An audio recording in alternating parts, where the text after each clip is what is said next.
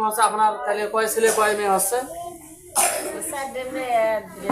ঘুরে তাহলে 4 মেয়ে 2 ছেলে, আল্লাহর রহমতে 4 মেয়ে 2 ছেলে, মানে একটা হাফেজ আলেম নাই পরিবারে।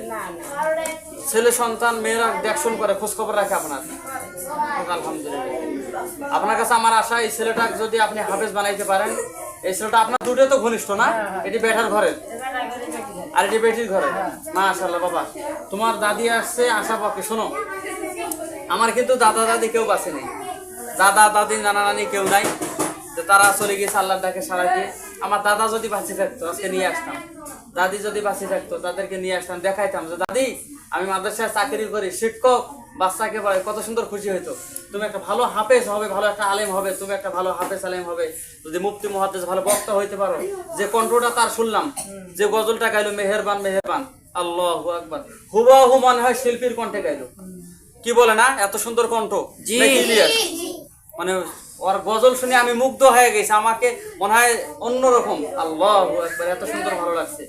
আর তার যে গজলটা, আমি আশা করি সে একজন শিল্পী হইতে পারবে। প্রিয় দর্শক, আপনারা দোয়া করবেন ইনশাল্লাহ এই দুটো ছেলের জন্য। কণ্ঠ ভালো আছে, আমরা চেষ্টা করবো, আপ্রাণ চেষ্টা করব তাদেরকে হাফেজ আলেম। এবং এখানে আমাদের এখানে সুবিধা আছে কি জানেন, হয়তো হুজুর আলোচনা করছে, এখান থেকে ভাইয়েরহাট দাখিল মাদ্রাসায় পরীক্ষা দিতে পারবে। বাংলা, ইংরেজি, অঙ্ক, আরবি, সমাজবিজ্ঞান, মলম নিরিবিলি পরিবেশ আছে, লেখাপড়ার মান প্রশিক্ষণ প্রাপ্ত শিক্ষক শিক্ষিকা দ্বারা এখানে পরিচালনা করা হয় এবং পাঠদান করা হয়। আমাদের বৈশিষ্ট্য আরো জানবেন ইনশাআল্লাহ। তোমাকে ভালো লাগছে না বাবা? কি বাবা তোমার ভালো লাগছে না? আমি একটা প্রশ্ন করি, আপনি বিভিন্ন মাদ্রাসায় গিয়েছেন বা তাদেরকে ভর্তি করার জন্য, কোনোদিন কোনো হুজুর এরকম পাশে বসে নিয়ে কোনো আলোচনা করছে, এটা কি দেখছেন আপনি? সত্য কথা বলুন, তাতে হুজুর পাশে বসে নিয়েছিল এরকম? এরকম পাশে বন্ধুর মতো কথাবার্তা বা গা সত্যাইছে এরকম কি দেখছেন নাকি? এই দৃশ্যগুলো দেখেন নাই?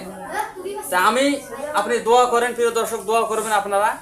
এরকম যে বন্ধুর মতো করতেছি, এরকম আরো ছাপাই তোমাকে সেদিন কোলাত বসে নেই নাই, এই যে এখানে এসো। এই ছেলেটা তোমার রোজা কয়টা হয়েছে বাবা বলো তো? বসো। এই যে প্রিয় দর্শক দেখুন, এই ছাপাই 5টা রোজা হয়েছে। মানে এই ছেলেটা একেবারে বন্ধু, তাকে বলছি যে বাবা তোমার সুযোগ সুবিধা অসুবিধা ডাইরেক্ট বলবেন, এখন তুমি আনা যাও।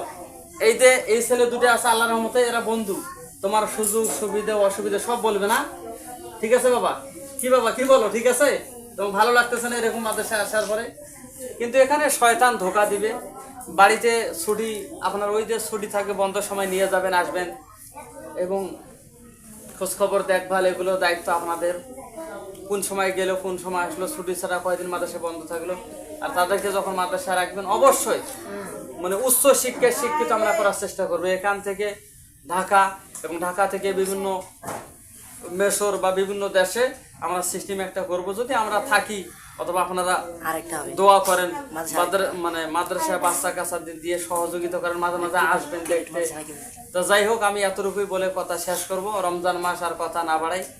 আপনি আজকে আসলেন, প্রথম বাচ্চারা আসলো দেখার জন্য, 2 দিন পরে কাল পরশু ভর্তি হবে। তারা বলতেছে ঈদের পরে ভর্তি হওয়ার কথা। তা আমি যেটা ভাবতেছি, বাবা তুমি কালকের মধ্যে ভর্তি হলে সুবিধা কি, এতে বাচ্চারা পড়তেছে। আজকে যে পড়াটা গেল, কালকে আসলেই তুমি কিন্তু আজকের পড়াটা পাইলে না। তুমি যদি ঈদের পরে আসো, এই যে এই কয়েকদিনে ঈদ হওয়ার কয়েকদিন বাকি আছে রাজুল, 18 তাহলে রোজা গেল, আর 12 দিন পরে ঈদ, তাহলে 13 দিনেই মনে করেন 13 দিনে ঈদ। তো এই যে 12টা দিন বা 10টা দিন পড়াটা পড়লে আগে যাবে, চাপ নাই। এখন পবিত্র মাহে রমজান উপলক্ষে আমাদের এখানে যেটা সিস্টেম, মানে সকাল 7:30টা থেকে ক্লাস চালু, একেবারে 1টা পর্যন্ত, একবারে আসর পর্যন্ত। কিন্তু জোহরের পরে আমরা একটু রেস্ট দিই বাচ্চাদেরকে, ঘুম মাদ্রাসা থাকলে তাও লাভ নাকি বলেন ইলিয়াস? তো যাই, হ্যাঁ খুব সুন্দর হবে, বাড়ি থেকে হুজুর যাইতে, হুজুরের মসজিদ আছে তো, শিমুল বাজারে নামাজ পড়ায়, নিয়ে যাইতে পারবে, আসতে পারবে, সুবিধা আছে। তাহলে সর্বোপরি কথা হলো, মানে আপনার ভালো লাগছে বিষয়টা, বা তাদেরকে বসে নিয়ে আলোচনা করলাম। আপনি দোয়া করেন, প্রিয় দর্শক, চাচি আমার জন্য দোয়া করবেন। ওনার 2 নাতিকে নিয়ে আসলো আমাদের মাদ্রাসায়। তো যাই হোক, অনেক কথা ছিল, কথা হবে আগামী কোনো ভিডিওর মধ্যে ইনশাল্লাহ, আপনারা দেখতে পারবেন, জানতে পারবেন।